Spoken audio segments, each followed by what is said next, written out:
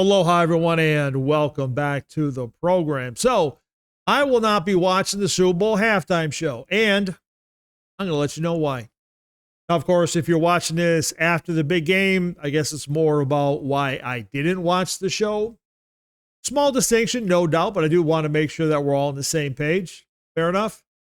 Now, of course, if you can, please like, share, comment, and subscribe. Hey, you know, this crap works anyway. Now, first of all, this has absolutely nothing to do with the performers or the style of music. To be really honest with you, I haven't paid a lot of attention since 2004 when Justin Timberlake and Janet Jackson gave us one of the greatest Super Bowl moments in history. Really, if you want to make America great again, let's see a bit more of this real wholesome American entertainment, if you will.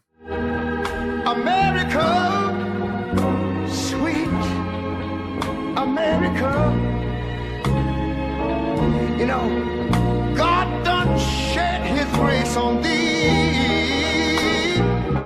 But really, for me, the end began in 2011 with the Black Eyed Peas. Again, not specifically with them, nothing against them or their music. It's just that the sound quality sucked. And of course, they were followed by Madonna, Beyonce, and Bruno Mars. And every time I was watching and thinking, why does a Super Bowl halftime show sound like shit? One of the biggest events of the year across the globe. The halftime show was one of the biggest entertainment events around the world. And they can't get the sound figured out. And really, if it is an artist that I enjoy, and let's say I like the artist and I do want to watch the visuals, here's what I'm going to do. I'm going to turn the volume down. Right? I'm going to say, screw the medley that they always play. I'm going to take 2 or 3 songs from that particular artist, and then I'm going to play it through the tower speakers that I invested in so I don't have to worry about poor sound quality. And really, with the exception of, say, like a Led Zeppelin reunion, or maybe Joe Bonamassa and Tedeschi Trucks Band, they collaborating on a 12-minute version of I Pity the Fool. I'm probably just going to spend my time flipping through channels or just playing on my phone. I mean, literally, that's just how little the whole thing means to me. Now, you might say, but what if there's a surprise guest, right? They always talk about surprise guests and who shows up and who does what. So, like, what if Bad Bunny brings aboard, say, like Bob Dylan, right? And they do a polka version of Blowing in the Wind, right? You don't want to miss that. Okay? What am I going to do? Like, pull out my phone and type out OMG, OMG on my phone 100 times? Get the fuck out of here. Plus, no matter the quality of the song or the performance or whatever, the announcers will just self-flagellate themselves to prove who enjoyed the show more. Twitter will be split between those who think Bob and Bunny completely destroyed the nation, while the other half will believe that the two voices together somehow saved the world. It's either Godzilla getting bested by Mothra's twin worm babies, or he and King Kong teaming up to fight Mechagodzilla.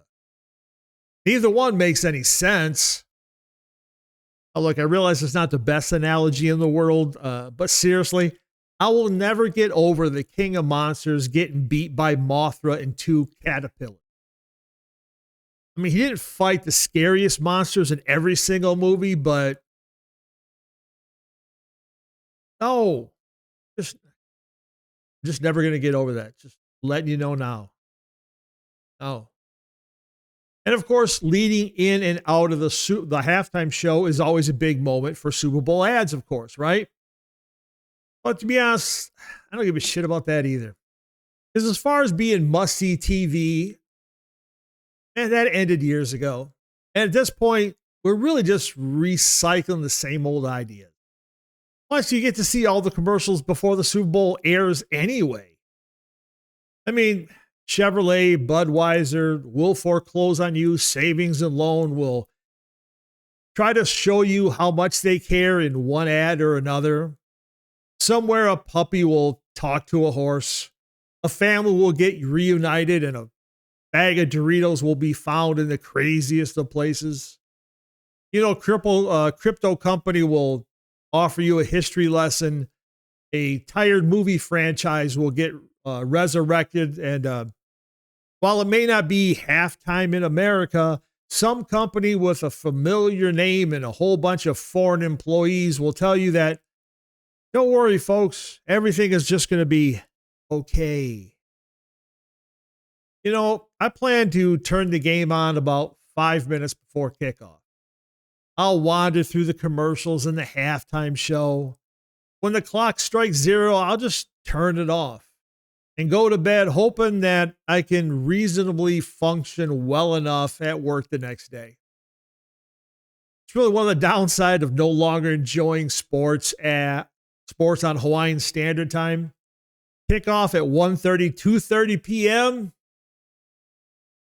Man, those were the days, man. Bowls of fresh poke everywhere. That's how you watch football, my friend. And really, all I want out of the Super Bowl is just that. I just want football. I don't need a 7-hour pregame show. I don't need a 2-hour postgame.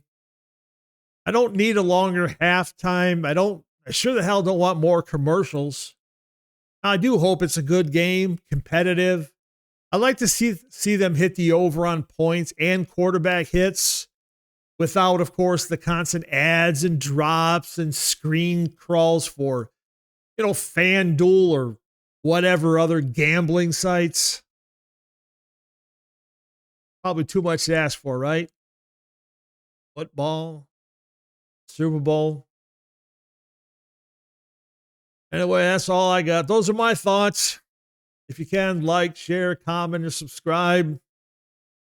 Let me know if you're just an angry old man like me. Y'all take care, all right? See ya.